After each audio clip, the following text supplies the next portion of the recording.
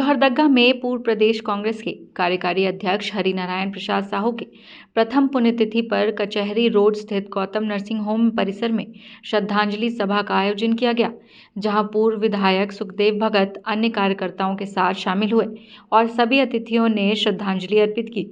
मौके पर सुखदेव भगत ने राज्य में चल रहे ईडी की कार्रवाई और राजनीतिक हालात के लिए केंद्र सरकार पर निशाना साधते हुए कहा कि केंद्र सरकार केंद्रीय एजेंसियों को टूल की तरह उपयोग कर रही है। वर्तमान में राज्य सरकार को ईडी के माध्यम से अस्थिर करने का प्रयास किया जा रहा है। जहां भाजपा की सरकार है, वहां ईडी की कोई भूमिका नहीं है। प्रदेश में विकास का स्वरूप कई रूपों में सामने आया है, जिसे भाजपा उलझा कर रखना चाहती है। उन्होंने कहा कि हमें इन सब बातों से डर नहीं लगता है। हम प्रदेश में विकास के लिए आने वाले समय में भी काम करते रहेंगे। वहीं उन्होंने कहा कि केंद्र सरकार दिल्ली और झारखंड में बदले की राजनीति कर रही है।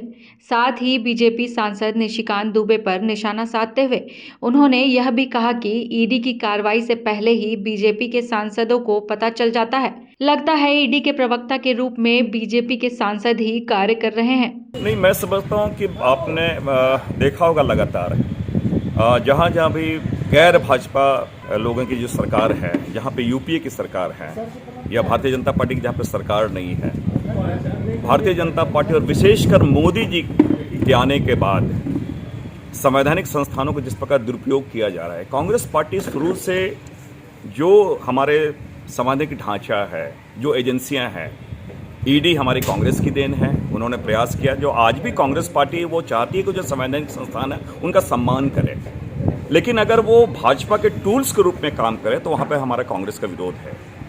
आपने देखा होगा लगातार जिस प्रकार चाहे यहाँ हमारे हेमंत जी को जिस प्रकार सम्मान किया जाता है, जिस प्रकार केजरीवाल जी को सम्मान किया जाता है, लेकिन यही मोदी जी यहाँ पे बोलते थे महाराष्ट्र में अजीत पवार जी 70,000 करोड़ के घोटाले हैं, वो उसमें शामिल होते हैं, उन पर कोई कार्रवाई नहीं होती। आपके हेमंत बिस्वाल, उस पर कोई कार्रवाई नहीं होती। यहाँ आपका सत्यम वाला, वहाँ पे कोई कार्रवाई नहीं होती। तो भारतीय जनता पार्टी ये एक हमारे मन में भी ये लगता है कि इन सम्मान का जो उपयोग, ये आपका जो संवैधानिक संस्थान का जो है, इसका ये दुरुपयोग कर रही है, कहीं न कहीं दुरुपयोग कर रही है और सरकार को अस्थिर करने का प्रयास कर रही है। आपने लगातार देखा होगा कि निशिकांत दुबे जी का लगातार ट्वीट आता है। क्या वो ईडी के वो प्रवक्ता हैं क्या? और एक दिन पहले ट्वीट आता है और जो ट्वीट करते हैं उसके बाद इस प्रकार का कार्रवाई होती है। तो ऐसा प्रतीत होता है कि पूरी की पूरी जो कवायद है वो भारतीय जनता पार्टी सरकार को अस्थिर करने के कवायद है। और कहीं न कहीं झारखंड में जिस प्रकार के कार्रवाई हो रही है वो प्रतीत होता है कि बदले के प्रतिशोध की राजनीति वो कर रही है। न्यूज़ विंग के लिए लोहरदगा से प्रीतम की रिपोर्ट।